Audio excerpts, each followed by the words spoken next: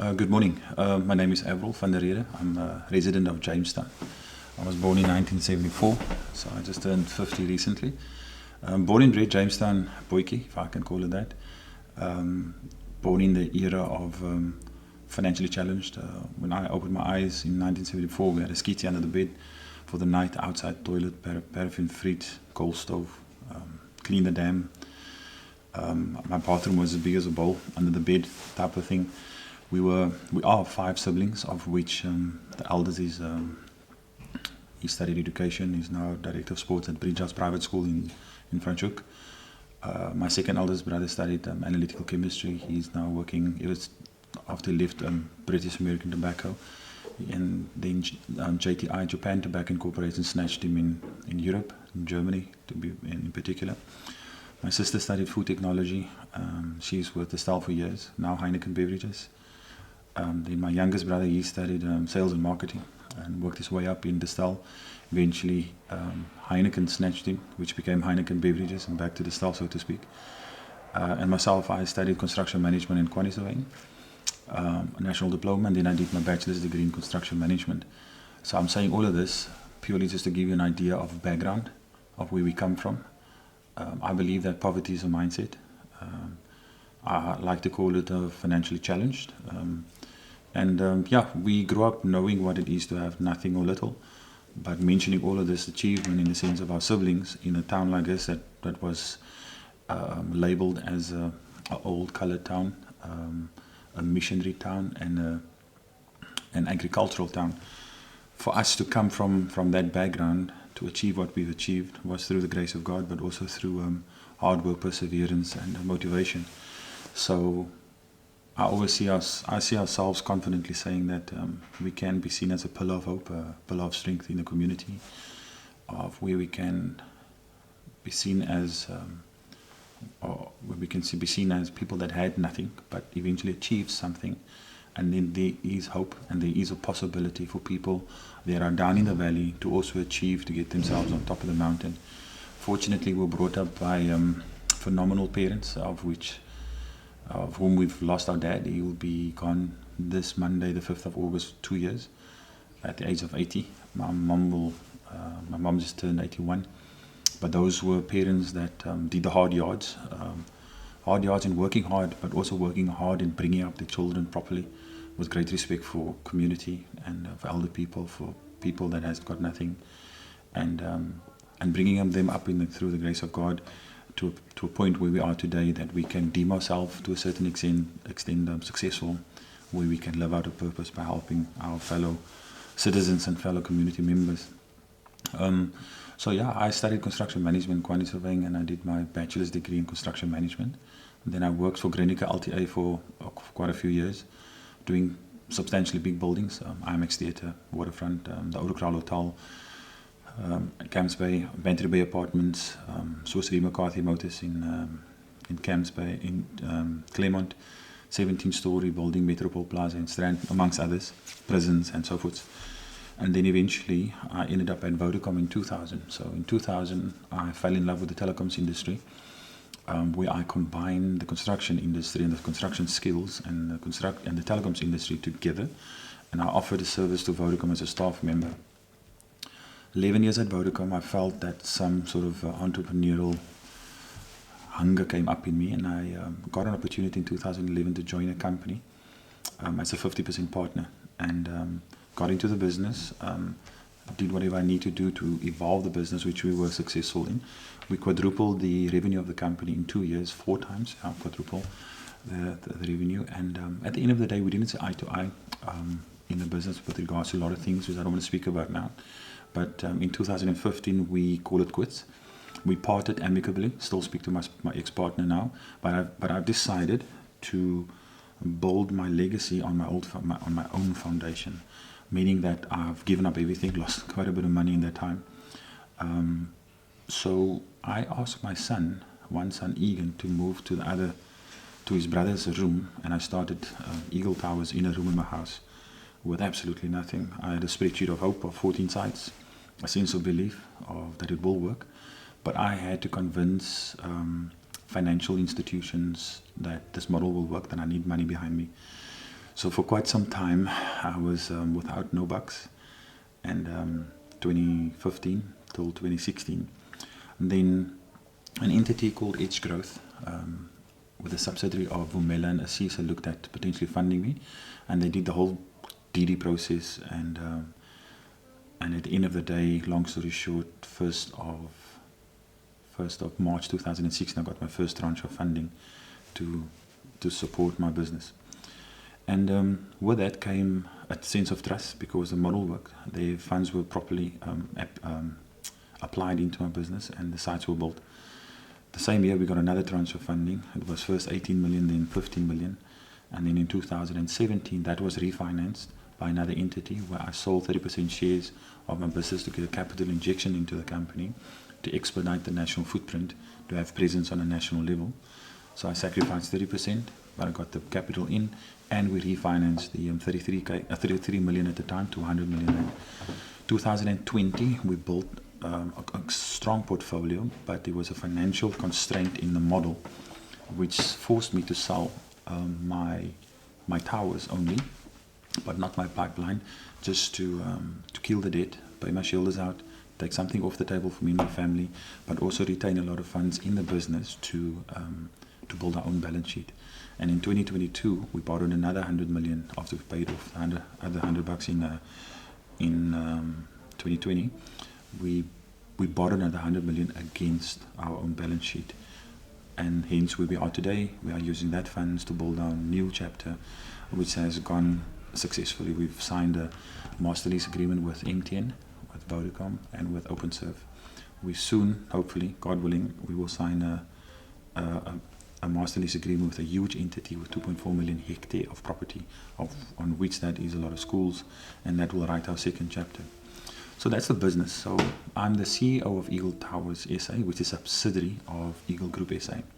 So Eagle Group SA has got an initial appetite for telecommunications, to be a full turnkey by means of his subsidiaries, to give a product of a full turnkey to the telecoms industry. Towers, ISP, internet service provider, point-to-point link, fiber, and so forth. But eventually it evolved into solar panels, solar power. We are in talks with another company to form partnership with solar plants and so forth. I went back to my roots and registered another company called Eagle Rock Assets, which is a non-telecommunications company where I buy shares into entities.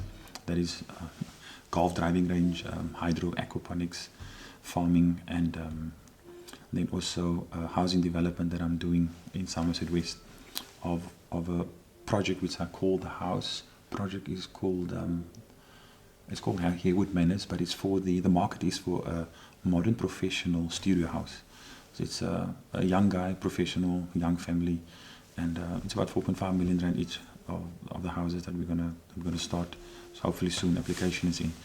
So to diversify the whole group of companies, I steered away from telecoms to a certain extent, because I've got great staff working for me, the likes of Angelo, the COO, great legal team, financial team, business plan, business developer, Johan, who's a director in all my companies, and also trustee in my trust, to allow me to divert a bit from telecommunications and touch on to my heritage, which is construction, hence the construction in Somerset West. So yeah, having said all of that, the businesses are fairly successful. And I just explained to somebody recently that you have a cup and a saucer, and then you envisage the cup full of what you want, you pray for it, you get what you want from God, but then ever so sudden you're distracted, and then you spill over into your saucer. So some people have got the notion of sipping the cup and then take the content and retain everything. But I believe that if you've received what you got from God in your cup, what is in the saucer is never yours. It was never yours. You are just a vessel to get those blessings, but it must go to someone else. And that is what I see in Matthew.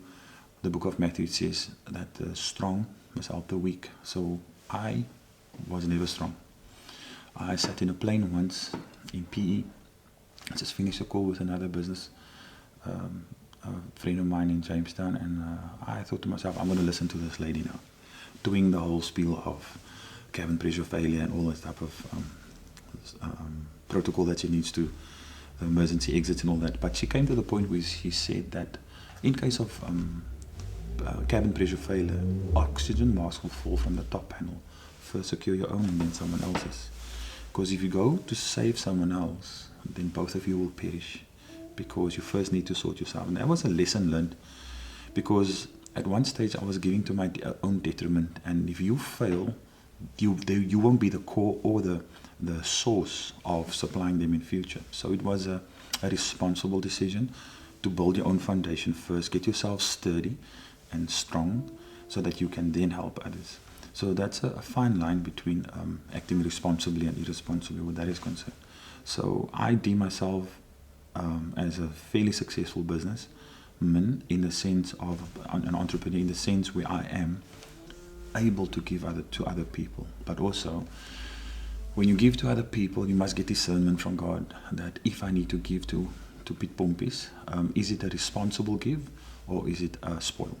Because at the end of the day, the Bible teaches us you must not only give fishes, you must make fishermen of men, meaning that you must teach people to fish instead of just handing out fishes, because they will never be developed or become better people to self-sustain themselves. So, having said that, I've got a program that I've got in my head that's going to be developed in the next few years where I'm going to go into businesses of Jamestown and try and help them with process, protocol, governance, and whatever, and see if the company structures and all of that are in order, and teach them what I've learned, and also show them the pitfalls that I went in too deep to come out myself. And then also I won't show them certain pitfalls because it's shallow enough for them to get out themselves, to learn from it. And so that is who I am as a person in Jamestown. I'm called a community leader. I'm not an elected community leader, but I see myself as a person that can assist where I can. So take for example the locust houses at the back. I don't have to be in Weber Primary School's hall in the winter sitting in meetings about locust housing, because I'm sorted. I've got my house on houses. But the mere fact that I've got a love for my people in Jamestown that has got nothing or little to assist.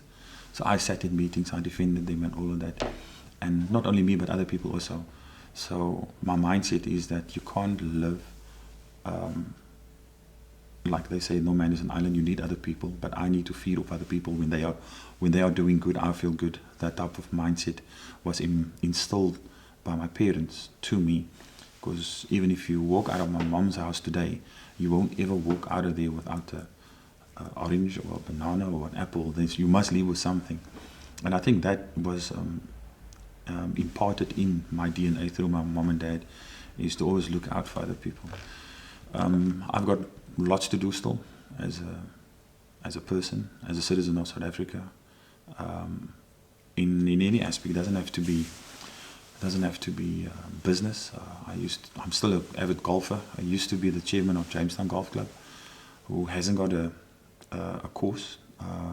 We've formulated a relationship between Somerset West, who's hosting our cards, our affiliation cards and the administration of it, and with the Zalza and Stellenbosch, Jamestown Golf Club has got a relationship for block bookings. So with all of that and negotiations and getting everything sorted with block bookings, we then achieved by reducing the golf cost to affordable. And our slogan is to make golf affordable and accessible for all.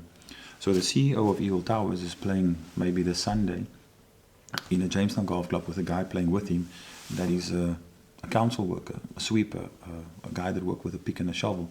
But he's a great golfer. He's got character, he's got everything. He just hasn't got the money to play golf. But Jamestown has created that platform where he can come play golf and make it affordable and accessible. 2017 we went to Sun City. People that never could ever in their wildest dream imagine that they would play on Gary Player golf course and Lost City and fly. Some of them have flown for the first time ever. But we were the oaks that in Jamestown Golf Club that has made it possible. So, like I said, it's over and beyond business and sports and education. In the religious aspect, I'm a member of Jamestown, in Jamestown Maranatha Assemblies of God. I'm also on the church board, and with that is also a platform where we assist in whatever we can do blanket drive, some soup kitchens. We've got a benevolent fund in the church where we dish out to people in the church that's needy, and then also beyond the borders of Maranatha, we earmark people in Jamestown that's in need. In these trying times that we are in with the economy that's so difficult, to support them. So this is a bit of a rush interview. Wow, I'm putting everything in a short period of time in this interview, but I think I've touched on all the aspects with regards to who I am as a person, and I've got lots to learn myself. Like I said, I'm the CEO of Eagle Towers SA. I've got a saying as the CEO that if you want to soar above the storms with other eagles, don't hang around with turkeys. Meaning that you draw a circle around you and you allow in that circle who you want in that circle. If it's a turkey that comes into that circle and he's got an appetite to fly, then you take him with. But if he's a turkey that sticks to the turkey mentality, that doesn't want to fly, you've got the divine authority to cut that umbilical cord and leave him behind. But I'm a guy of second chances, so I'll always give him a second or third chance. But at the end of the day, if he holds you back, you've got that authority to cut that umbilical cord and fly, because you will never soar above the storms if you've got people drawing you back, drawing you down. So the point of arrogance in my life, kill arrogance, kill pride, because that will just bring you down.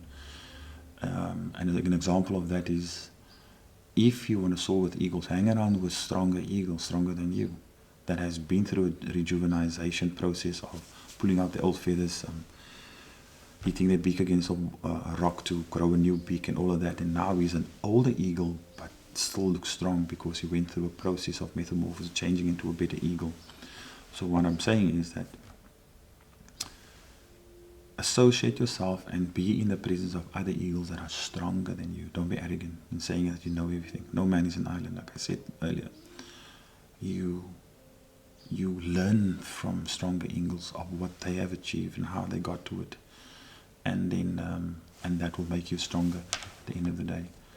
So last point I want to share with you is a statement of myself combined with Tata Madiba, is that